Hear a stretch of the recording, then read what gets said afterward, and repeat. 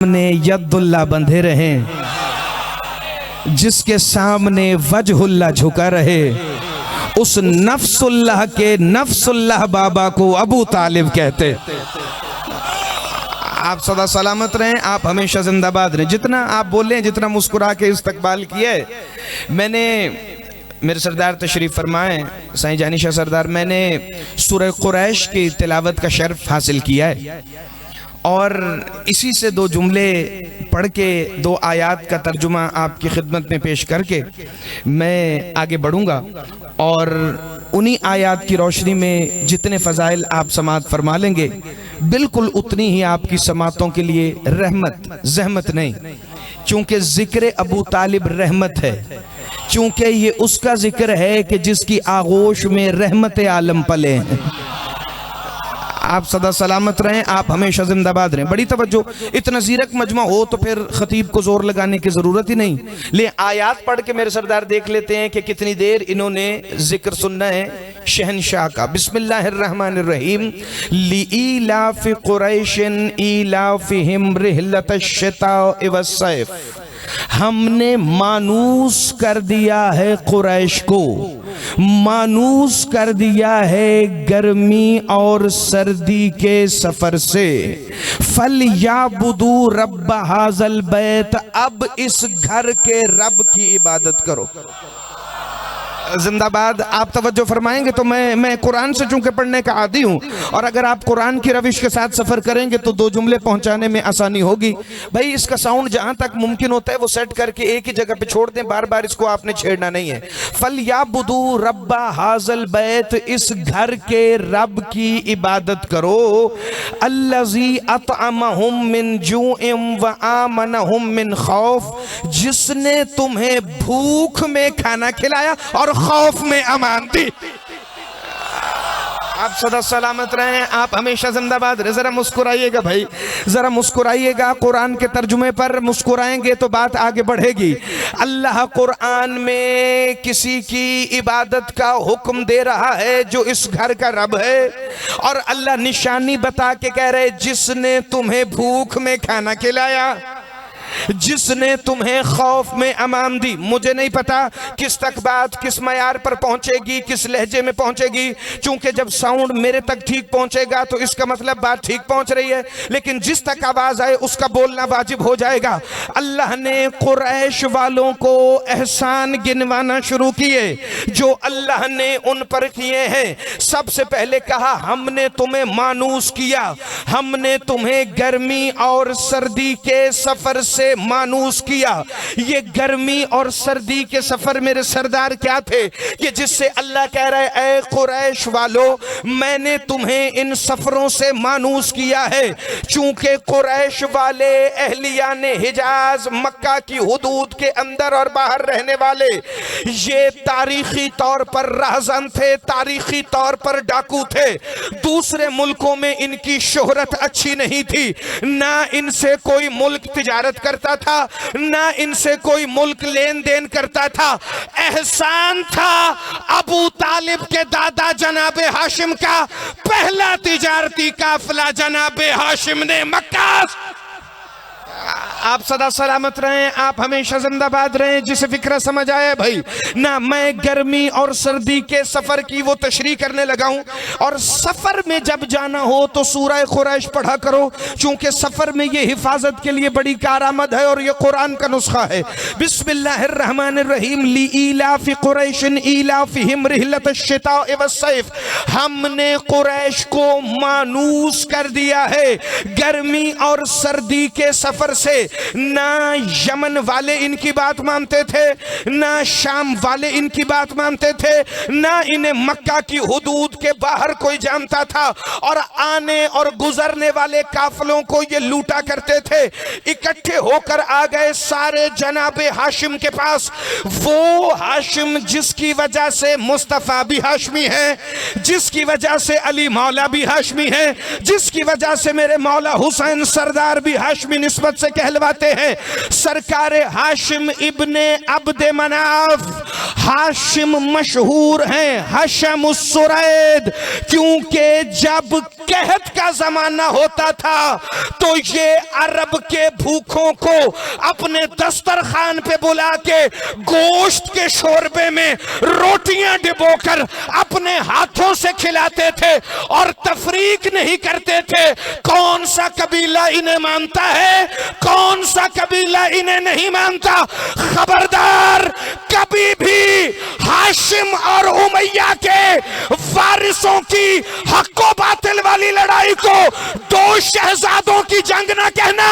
जब यजीद पलीद के बड़े भूख से मर रहे थे, हुसैन के दादा का दस्तरखान उस वक्त भी चल रहा। आप सदा सलामत रहें, आप हमेशा जिंदा। ये तुम्हारा मयार सबात है भाई। अगर रात के 1:45 बजे भी तुम इस मयार पर सुनोगे तो मैं अगला फिक्रा कहने लगा हूं बड़ी तेजी से। जिस वक्त इसके बड़े भूख से मर रहे थे, इनका दस्तरखान उस वक्त भी जारी था। चलो मैं आगे बढ़ने से पहले एक फिक्रा कह दूं। एक दफा आ गया मक्का में कहत का जमाना, कई महीने गुजरे मगर बारिश नहीं हुई। फिर सरकार हाशिम ने अपने गोदामों में पड़े हुए अनाज का मुंह खोला जो आने वाले साल में हाजियों के लिए जखीरा करके रखा था। चूंकि सिकायतुल हिजाज भी यही है, अल्लाह के घर के हाजियों की खिदमत करने वाले भी यही हैं, अल्लाह के घर के हाजियों के लिए खेमे लगाने वाले भी यही हैं। वो जब अभी हज वाजिब नहीं हुआ था, जब लोग अपने अपने अकीदे के मुताबिक आने वाले खाना काबा की जियारत करने के लिए आते थे, उस वक्त भी हाजियों की खिदमत यही करते थे। चूंकि इनके बड़ों ने भी अपनी नस्लों को बताया था कि इस घर का हज करने के लिए किसी भी अकीदे का बंदा आए उसका इस्तकबाल करना, चूंकि इस घर में वो खुद नाजिल होने वाला है। जिंदाबाद, हाथ उठाना, खैरात मांगना। ये बैतुल्लाह है, ये खाना काबा है। मगर फिक्र सुनना तो अगले फिक्रों पर मैं तुम्हें साथ मिलाकर फजाइल के सिलसिले को आगे बढ़ाऊं। एक दफा 7 साल के करीब का अरसा गुजरा, अपने हाथों से अरब के भूखों को गोश्त के शोरबे में रोटियां डिबो डिबो कर खिलाते रहे, लेकिन कभी एहसान नहीं जतलाया। एक दिन यजीद के बड़ों को तकलीफ हुई, सारे कबीलों का जिरगा बैठा था कि कहत का दौर तो खत्म हो गया, हाशिम ने अपना अनाज खिला खिला के अरब के भूखों को पाला है, अगले साल हज की बहारें लौटेंगी। हज के लिए जिरगों की मीटिंग बैठी। जनाबे हाशिम ने कहा तुम अभी अभी कहत से निकले हो, अगले साल भी तुम्हें माल की कोई जहमत नहीं, तुम कबीले वालों ने सिर्फ अफरादी कुव्वत देनी है, हाजियों के इस्तकबाल का इंतजाम, सारे का सारा खर्चा मेरी जिम्मेदारी। एक एक कबीले का सरदार उठा और जनाबे हाशिम का हाथ चूम के कहता था बेशक खुदा को पता है कि सरदार किसे होना चाहिए, बेशक खुदा को पता है कि सरदार किसे होना चाहिए ना। मेरे सरदार रात के 1 बजे खैरपुर कदमों पर तो क्या इस पंडाल के समेत अर्श के पाए से टकराए, फिर भी फिक्रे का हक अदा ना हो। वहां यजीद का दादा उमैया खड़ा हुआ और खड़ा होके कहता है सारी इज्जतें हाशिम तुम्हारे लिए क्यों हैं, हम भी तो खाना काबा के पास रहते हैं, हम भी तो अल्लाह के घर के हमसाए हैं। जनाबे हाशिम की मसनद लगती थी काबा के दरवाजे के बाहर। अबू तालिब के दादा ने उठ के कहा खामोश बदकिरदार माँ के बेटे, अंतुम जीरानुल्लाह व नहनु अहले बैत, तुम अल्लाह के हमसाए हो, हम अल्लाह के अहले बैत।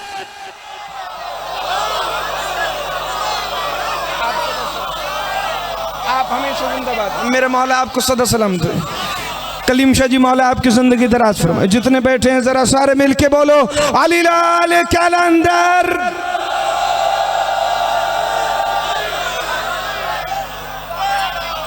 आप सदा सलामत रहें, आप हमेशा जिंदाबाद रहें। मेरा मौला तुम्हें सलामत रखे। बड़ी तवज्जो भाई, बात तेजी से आगे बढ़ने लगी है, जरा मेरे हम सफर हो जान। अब पता चला कौन है जनाबे हाशिम। बिस्मिल्लाह।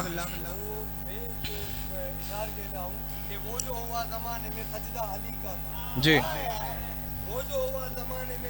अली का था, खुद को छुपाने के लिए खुद पे पर्दा अली का था। जी मेराज का किस्सा मुस्कुरा के सुनाते हैं मुस्तफा, पर्दा था पर्दे के अंदर लहजा अली का। चला था दूर नूर की जिस तजल्ली से मौलवी, अल्लाह नहीं था वो बंदा अली का।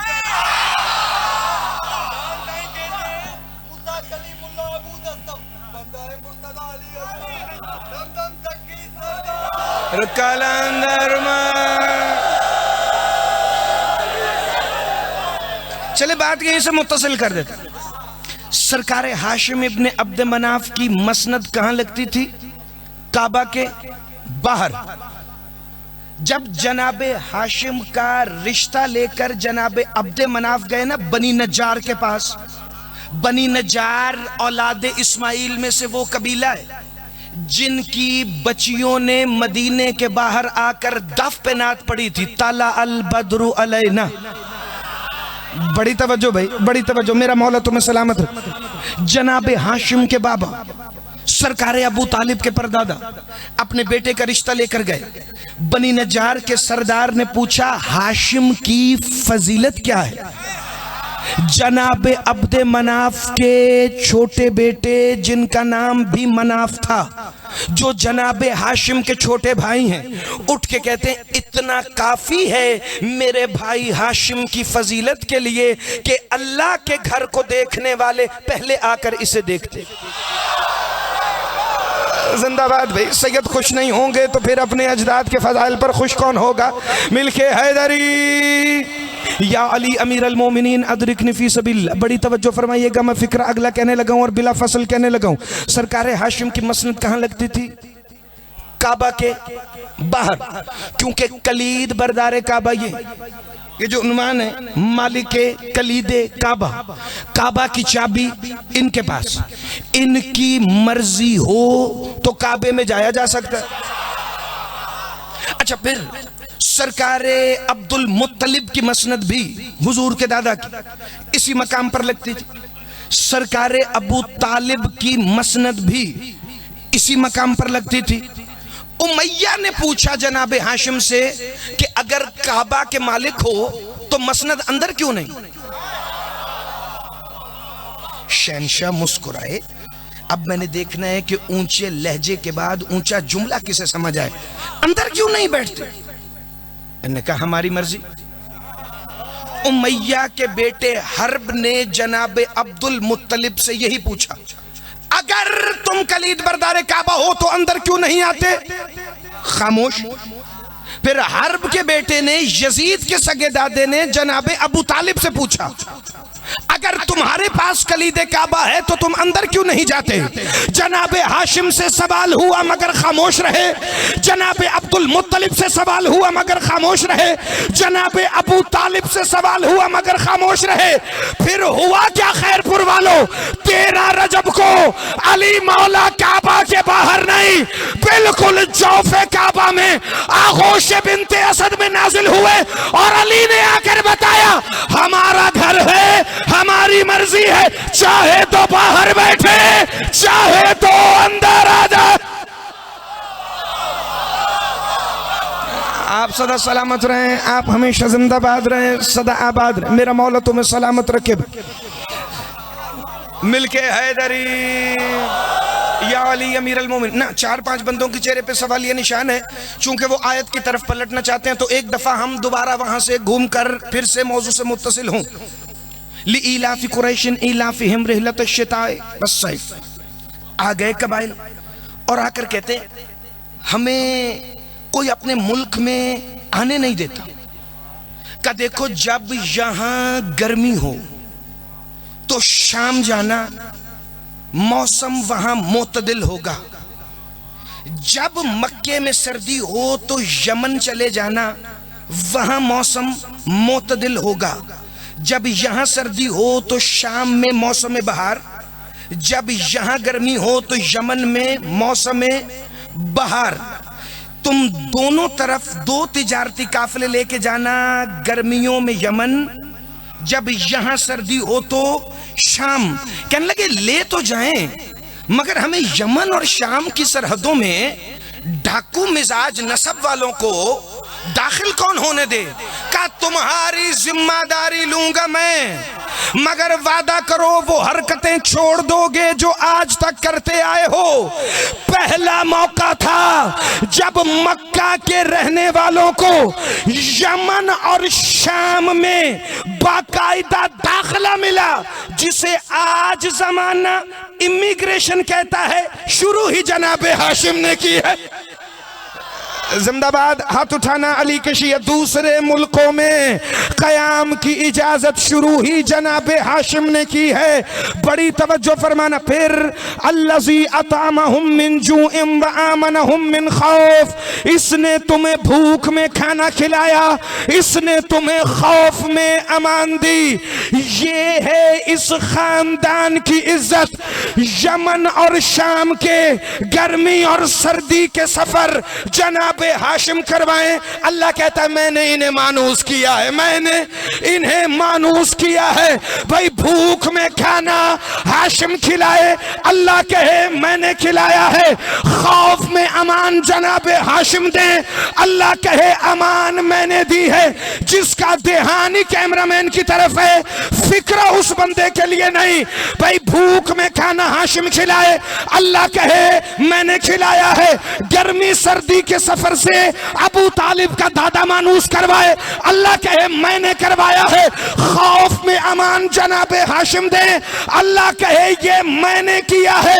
इसका मतलब ये पहली मर्तबा नहीं था, अल्लाह पहले भी इनके फेल को अपना फेल कहता रहा, लेकिन तब तो कमाल ही हो गया।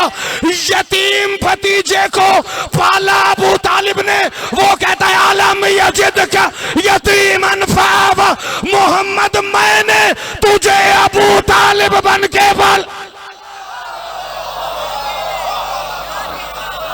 आप सदा सलामत रहें, आप हमेशा जिंदाबाद रहें, मेरा मौला तुम्हें सलामत रखे। अच्छा, ये जो कैमरे से पीछे वाले बंदे हैं, फिर मुझे नहीं पता किस मूड में बैठे हैं, लेकिन एक दफा जरा सारे सर उठाना भाई।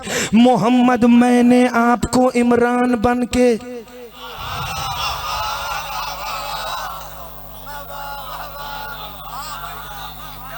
अबू तालिब ने पाला, वो कहता है मैंने पाला।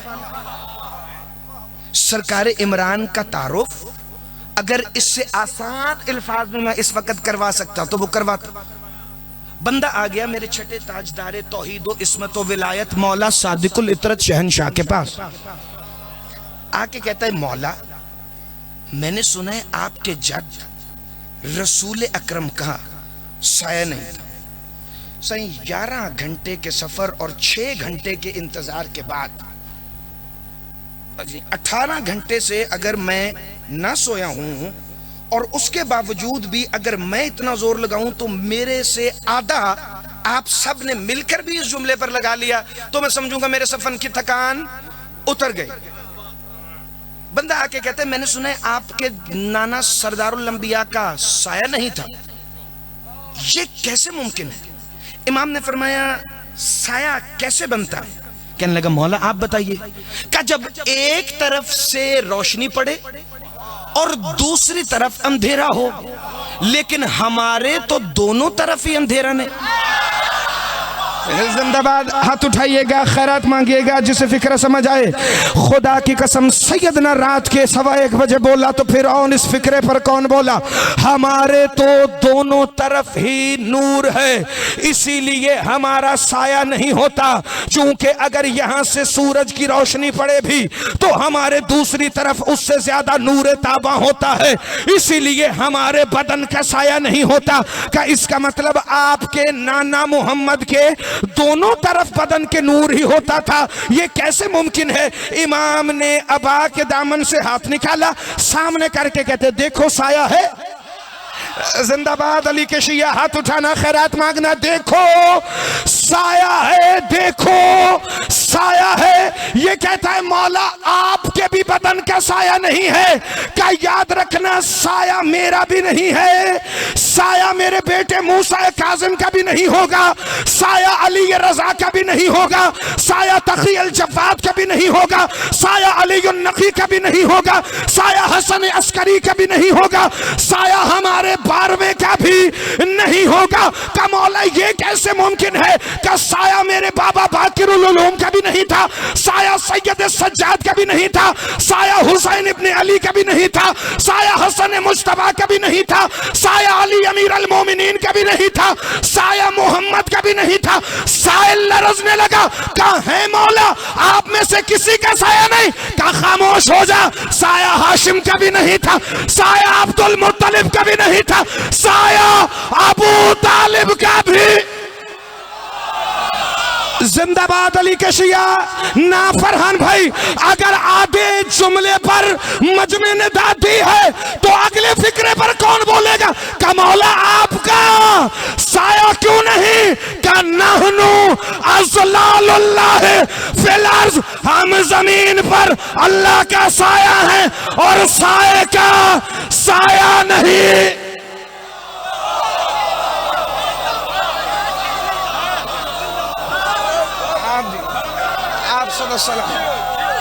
आप हमेशा जिंदाबाद।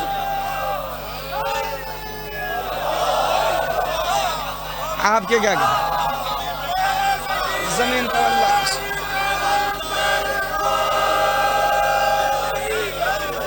आप सदा सलामत रहे, मेरा मौला तुम्हें सलामत रखे। हम जमीन पर मिलके बैठे,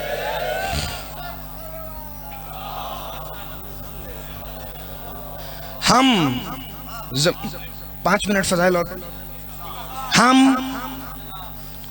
उधर मेरी तरफ, हम जमीन पर अल्लाह का साया और साए का साया नहीं होता। 12 साल का सिन अल्लाह के रसूल का पहला सफर, सफर शाम, सरकारे अबू तालिब ने रंगीन महमिल तैयार करवाया। रिसालत पना शहनशाह को उस महमिल की जीनत बनाया। शाम के सफर में चले और खादिमों से कहा मेरे भतीजे मोहम्मद का घेरा बनाकर चलना, कोई भी इसके करीब ना आए। बहीरे राहिब का दैर था दमिश्क शहर के बाहर। बहीरे राहिब ने दूर से नूर साते होता देखा, जो उसी महमिल से आसमान पर जा रहा था, या पता नहीं आसमान से महमिल में आ रहा था। ये देखता रहा 1 दिन, 2 दिन, 3 दिन। दमिश्क के सदर बाजार में सरकार इमरान खड़े थे निगहबान बन के, रसूल के नहीं, 1.25 लाख नबियों के। जिसे फिक्रा समझ आया है वो एक दफा सर उठाए भाई।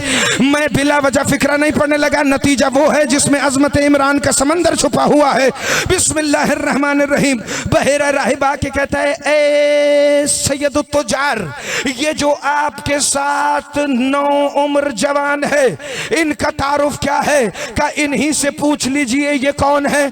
आकर कहने लगा मैं देखता हूं इनकी अलामात में से है, ये जहां से गुजरते हैं वहां से दरख्त झुकते हैं, ये जहां से गुजरते हैं पत्थर इनका कलमा पढ़ते हैं, ये जहां से गुजरते हैं वहां पे हरियाली उगने लगती है।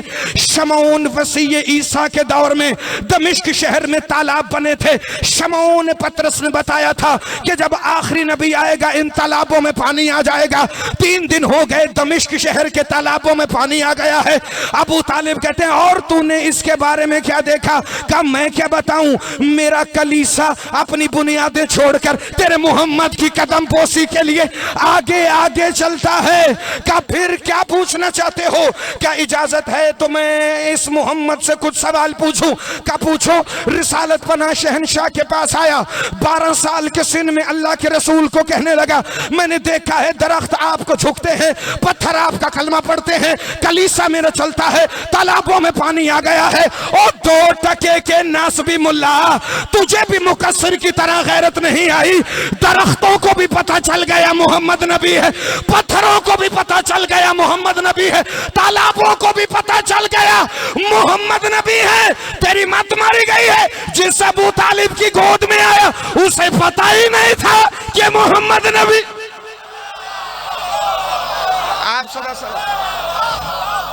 आप हमेशा जिंदाबाद रहें भाई, मौला तुम्हें सलामत रखे।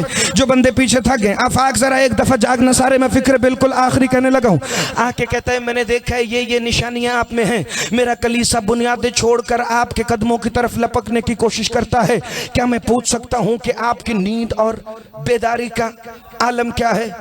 हुजूर ने फरमाया न हम सोते हैं न हम जागते हैं, हम पर कैफियत का इत्तलाक नहीं। एक दिन अल्लाह के रसूल, ये मेरा पुराने सखर का मजमा, एक दफा जरा गौर फरमाइए। एक दिन अल्लाह के रसूल दरख्त की टेक देकर जाहिरन आंखें बंद किए हुए जनाब अबू जर आए, लकड़ी का एक टुकड़ा उठाया, उसे टक टक करके तोड़ा। हुजूर ने कहा अबू जर हम सोते नहीं।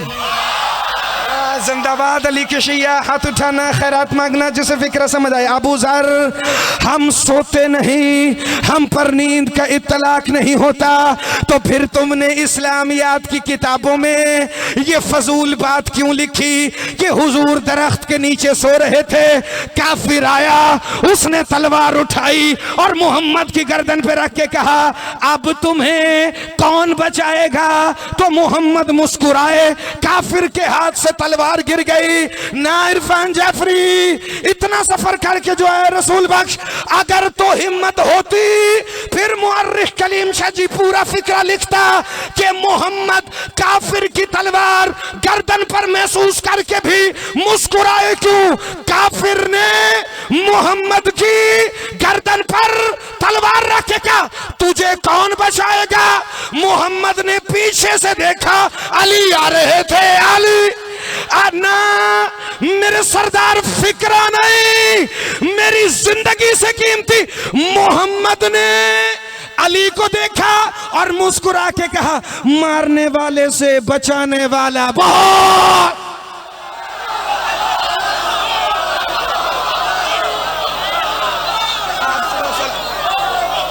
आप हमेशा जिंदाबाद, मेरा मौला तुम्हें सलामत।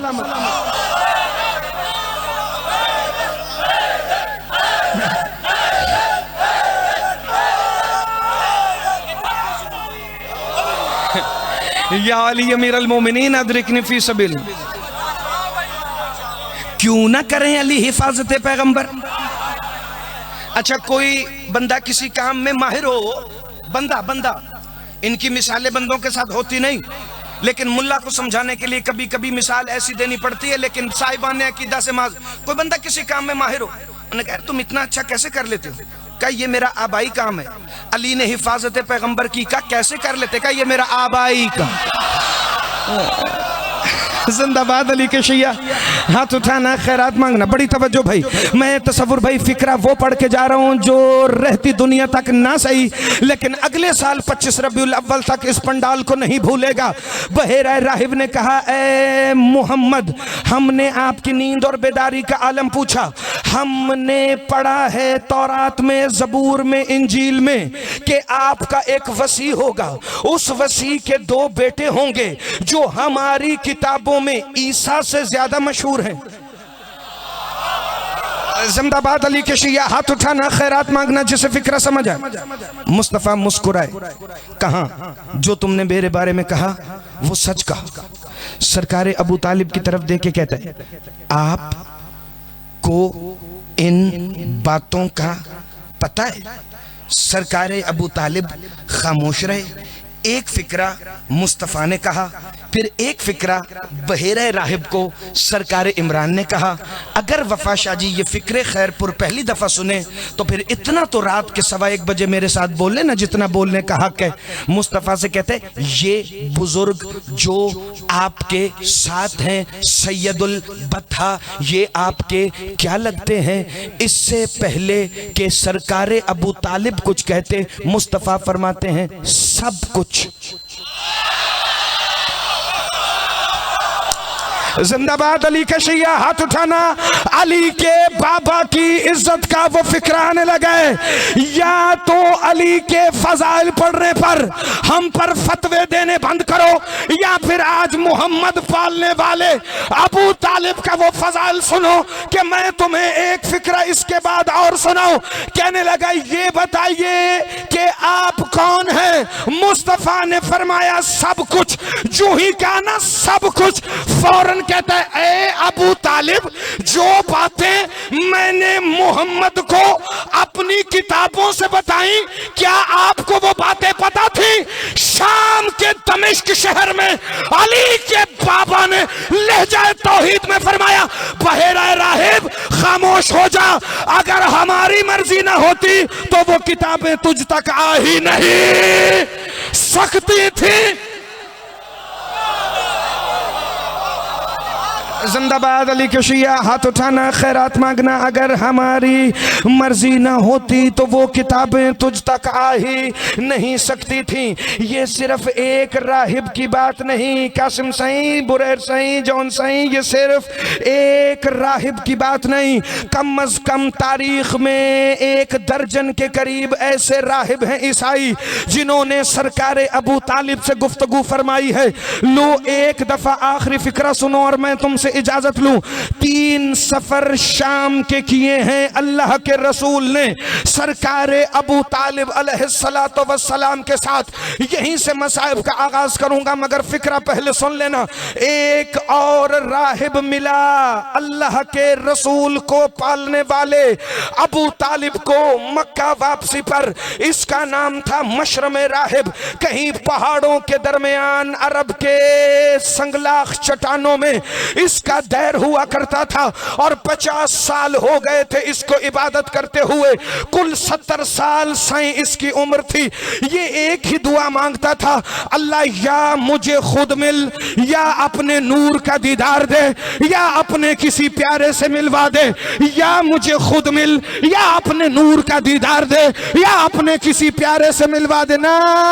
तसव्वुर भाई वो बंदे कहां गए जो शबे शहादत सरकारे अबू तालिब में भी इस मयार का फिक्र सुनकर रात के इस पहर में ना बोले, अल्लाह या मुझे खुद मिल, या अपने नूर का दीदार दे, या अपने किसी वली से मिलवा दे। फिर एक दिन मिला सरकारे अबू तालिब को, एक दिन अली के बाबा को मिला और सामने बिठा के कहता है मैंने अल्लाह से बड़ी दुआएं मांगी थी कि वो खुद मुझसे मिले, लेकिन उसके कमाल का तकाजा है, वो खुद तो आ नहीं सकता, उसने आपको अपना नूर जली बना के भेजा है। मैं आपकी पेशानी में वो नूर देख रहा हूं जो खातमुल मुरसलीन का वसी भी होगा, जो वजीर भी होगा, उनका जानशीन भी होगा। ऐ सरकार इमरान 13 रजब को वो बिल्कुल जौफे काबा में नाजिल होगा। मैं कह रहा हूं उसके कंधे पे 2 धारी तलवार होगी जिसका नाम जुल्फकार होगा। वो वजनी दरवाजे को उखाड़ने वाला होगा, वो कल्ला अजदर को चीरने वाला होगा, वो सूरज को इशारे से पलटाने वाला होगा, वो चाहे तो कायनात अपने इशारों से चलाने वाला होगा। अबू तालिब जिस दिन तेरा लाल मोहम्मद का वजीर बनकर खाना काबा में आ जाए, अपने लाल को मेरा सलाम कहना, और अगर मैं उस वक्त दुनिया में ना भी हुआ तो अपने बेटे अली की विलायत की तस्दीक आज मुझसे ले लेना और बाद मोहम्मद अली की विलायत की तस्दीक जरूर कर देना। चूंकि मैंने आसमानी किताबों में पढ़ा है जो मोहम्मद के साथ अली नहीं मानेगा वो ना मूसा के दौर में बख्शा गया, ना ईसा के दौर में बख्शा गया, और ना ही वो मोहम्मद की उम्मत में बख्शा जाएगा। डूब के मर जा। 2 टके का मुकस्सिर अली के आने से पहले ईसाइयों को भी पता था कि मोहम्मद जहां आएगा वहां अली।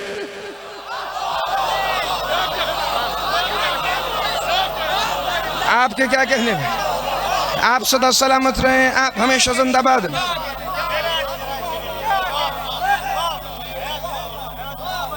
आपके क्या कहने? आपकी जिंदगी अलीयुन वलीयुन अलीयुन वलीयुन।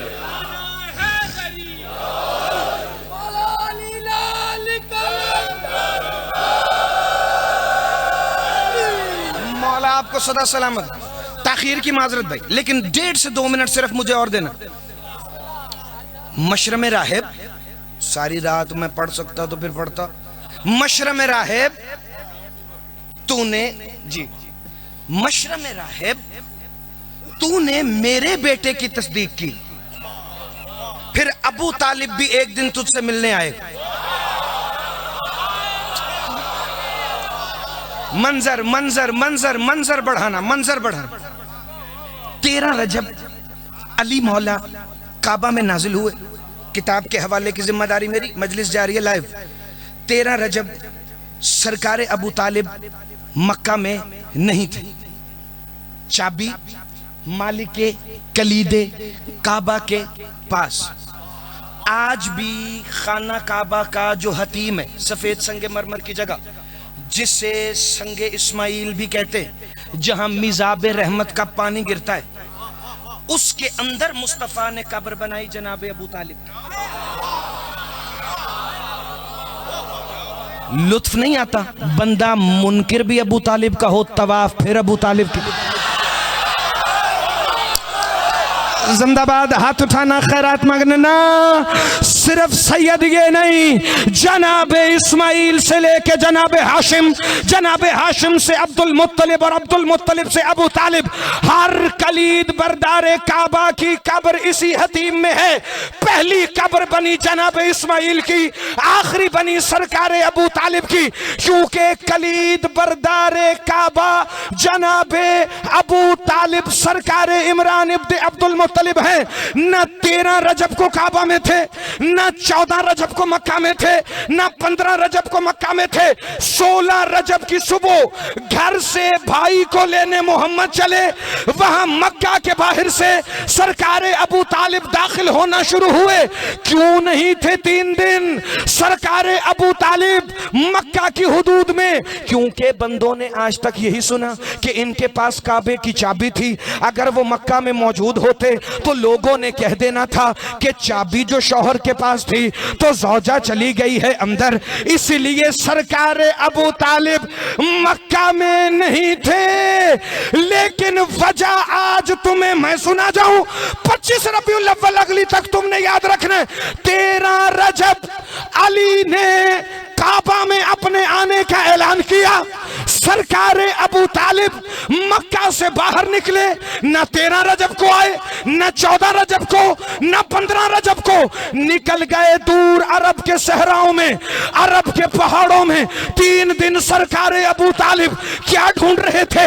एक दिन 2 पहाड़ों के दरमियान देखा, एक सफेद अजदहा है, एक काला अजदहा है, और किसी लाश के ऊपर वो साया करके खड़े हैं। जनाब अबू तालिब ने देखा, वही मशरम राहिब है जिसने अली के आने की खुशखबरी आने से पहले दी थी। अबू तालिब को देखकर दोनों सांप चले गए। मशरम राहिब को पता नहीं दुनिया से गए कितने साल हो गए थे, लाश इसकी पहाड़ों के दरमियान थी। अबू तालिब के बाबा 14 रजब को आए और ठोकर मार के कहा, उठ मशरम, अली आ गया है मुबारक देने के लिए, तुझे मक्का जाना।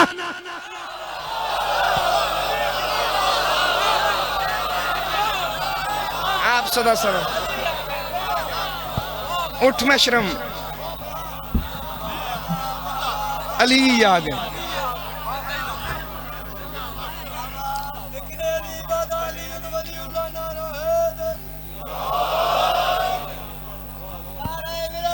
अली